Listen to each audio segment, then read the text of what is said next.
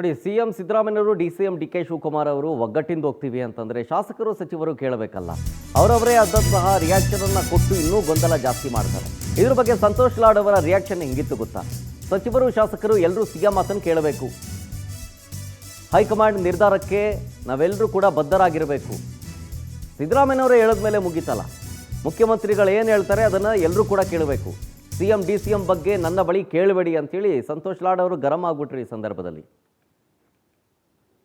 ಹೇಳಿದ್ರು ಉತ್ತರ ಸೇಮ್ ಇರ್ತೈತೆ ರೀ. ಸನ್ಮಾನ್ಯ ಮುಖ್ಯಮಂತ್ರಿಗಳವರು ಹೈಕಮಾಂಡ್ ಏನು ಹೇಳುತ್ತೆ ಅದನ್ನು ನಿರ್ಧಾರಕ್ಕೆ ನಾನು ಒಪ್ತೀನಿ ಅಂದಮೇಲೆ ನೀವು ಎಲ್ಲಿ ಕೇಳಿದ್ರು ಏನು ಪ್ರಶ್ನೆ ಅಲ್ರಿ? ಹೈಕಮಾಂಡ್ ಸಿದ್ದರಾಮಯ್ಯ ಅವರು ಹೇಳಿದ್ಮೇಲೆ ಒಪ್ತಾರೆ ಅಂದಮೇಲೆ ಕರ್ನಾಟಕದ ಪ್ರತಿಯೊಬ್ಬ ಶಾಸಕ, ಕಾಂಗ್ರೆಸ್ ಎಲ್ಲ ಸಚಿವರುಗಳು ಒಪ್ಪದಂಗೆ ಅದು. ಹೈಕಮಾಂಡ್ ಮೇಲೆ ಸರ್ ಎಲ್ಲ ನಿರ್ಧಾರ.